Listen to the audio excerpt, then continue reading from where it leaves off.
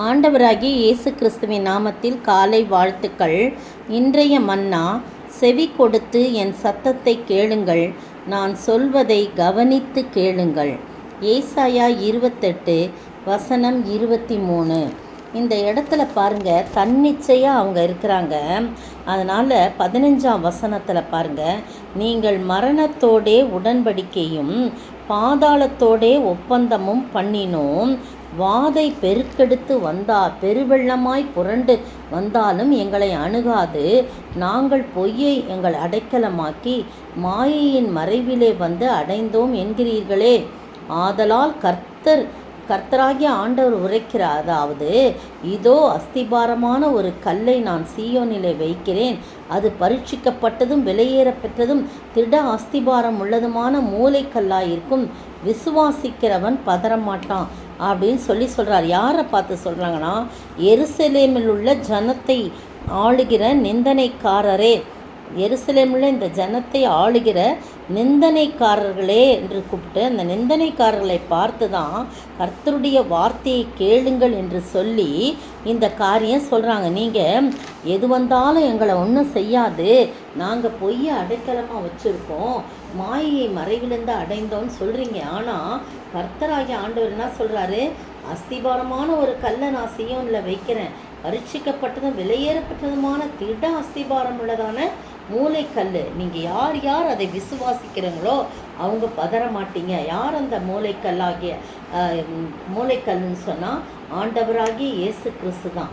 பாருங்கள், அது புரண்ட மந்த மாத்திரத்தில் உங்களை அடித்து கொண்டு நீங்கள் என்ன செய்றீங்க? மரணத்தோடு உடன்படிக்கை செய்து நீங்கள் எல்லாம் செஞ்சீங்க. ஆனால் அதெல்லாம் என்ன ஆகாது, ஒன்றுமே கதைக்கு ஆகாது.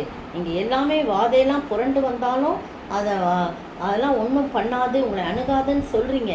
ஆனால் இந்த இடத்துல பாருங்கள், அதுக்கு பதில் சொல்கிறார் 18ஆம் வசனத்தில், வாதை புரண்டு வரும்போது அதன் கீழ் மிதிக்கப்படுவீர்கள். அவங்க என்ன சொல்கிறாங்க? தான் என்ற பெருமையிலே அவங்க சொல்கிறாங்க.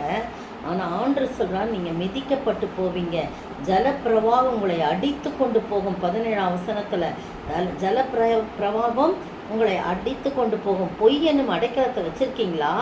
கல்மழை அழித்து விடும் அப்படின்னு சொல்கிறார். அவங்க என்ன சொன்னாங்களோ அதுக்கு ஆன்சர் சொல்கிறார் ஆண்டவர். அது புரண்டு வந்த மாத்திரத்தில் உங்களை அடித்து கொண்டு போம். அது நாள்தோறும் இரவும் பகலும் புரண்டு வரும். அதை பற்றி பிறக்கும் செய்தியை கேட்பதும் சஞ்சலத்தை உண்டாக்கும். உங்களுக்கு கால் நீட்ட படுக்கையின் நீளம் போதாது, மூடிக்கொள்ள போர்வையின் அகலமும் போதாது அப்படின்னு சொல்லிட்டு அவ்வளோ அருமையாக ஒன்றொன்னா சொல்கிறத பார்க்குறோம் பாருங்க.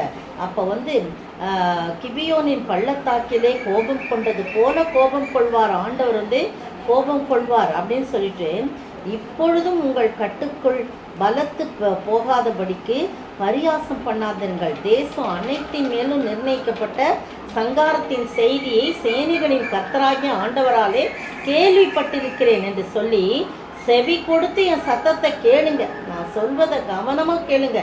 அப்படி கேட்டிங்கன்னா பிழைப்பீங்க, இல்லைன்னா ஒன்றுமே உன்னுடைய காரியம் எதுவும் வாய்க்காதுன்னு சொல்லி கடைசியாக எப்படி முடிக்கிறார்னா, இதுவும் சேனைகளின் கர்த்தராலே உண்டாகிறது, அவர் ஆலோசனையில் ஆச்சரியமானவர், செயலில் மகத்துவமானவர் என்று சொல்றதை நம்ம பார்க்குறோம். அருமையான தேவனுடைய பிள்ளைகளே, கர்த்தருக்கு செவி கொடுத்து அவருடைய சத்தத்தை கேட்கணுமா? அவர் சொல்றத கவனித்து கேட்கணுமா? எப்படி கேட்கணுமா? கவனித்து கேட்கணுமா? அப்படி கவனித்து கேட்டு அதன்படி நடந்தோம் என்றால் கர்த்தர் என்ன செய்வாராம்? அவர் ஆலோசனையில் ஆச்சரியமானவர், செயலில் மகத்துவமானவராய்ந்து நம்முடைய வாழ்க்கையிலே ஆச்சரியமான காரியங்களையும் மகத்துவமான காரியங்களும் செய்து நம்மை ஆசீர்வதிக்க வல்லவராயிருக்கிறார். அந்த ஆண்டவரை நோக்கி பார்ப்போமா? அவர் ஆலோசனையில் உன்னத மாணவர், அவர் செயலிலே மகத்துவமானவர், இந்த அடிமையும் அவர் பின்னால் ஓடிடுவேன், இந்த அடிமையும் அவர் பின்னால் ஓடிடுவேன். பரிசுத்தரேசு என்னை தேடி வந்தார், அவர் என்னை தேடி வந்தார். பாவ சேற்றில் இருந்த என்னை தூக்கி எடுத்து என் நாவில் புது பாடல் தந்தார். பரிசுத்தரீசு என்னை தேடி வந்தார். ஸ்தோத்திரிக்கிற ஆண்டவரே, துதிக்கிற ராஜா, உம்முடைய சத்தத்துக்கு நாங்கள் செவி கொடுத்து அதுவும் கவனமாய் நாங்கள் செவி கொடுக்க வேண்டும் என்று சொல்லி நீர் விரும்புகிறேன். நாங்களே எங்களுடைய சுயத்தின் மேல் நம்பிக்கை வைத்து, எங்களுடைய மாம்ச பலத்திலே நாங்கள் நம்பிக்கை வைத்து அதை செய்வோம், அது செய்வோம், இது செய்வோம் சொல்லி கொண்டிருக்காதபடி அதையெல்லாம் நீர் அழித்து நிர்மூலமாக்குவீர் ஆண்டவரே அப்படின்னு இந்த வசனங்கள் அதிகாரம் சொல்லுகிறது. ஏனென்றால் நீர் ஆலோசனையில் வல்லமையுடையவர், செயலில் மகத்துவமுடையவர் ஆண்டவரே.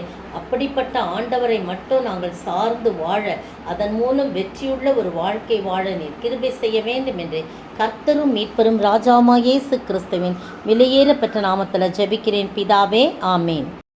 நேற்றைய பதில், அநித்தியமான பாவ சந்தோஷங்களை அனுபவிப்பதை பார்க்கிலும் தேவனுடைய ஜனங்களோட துன்பத்தை அனுபவிப்பதையே மோசே தெரிந்து கொண்டார். எபிரேயர் 11:25. இன்றைய கேள்வி, எதை போர்த்து கொண்டு திரிந்து எதையெல்லாம் அனுபவித்தார்கள்? எதை போர்த்து கொண்டு திரிந்து எதையெல்லாம் அனுபவித்தார்கள்?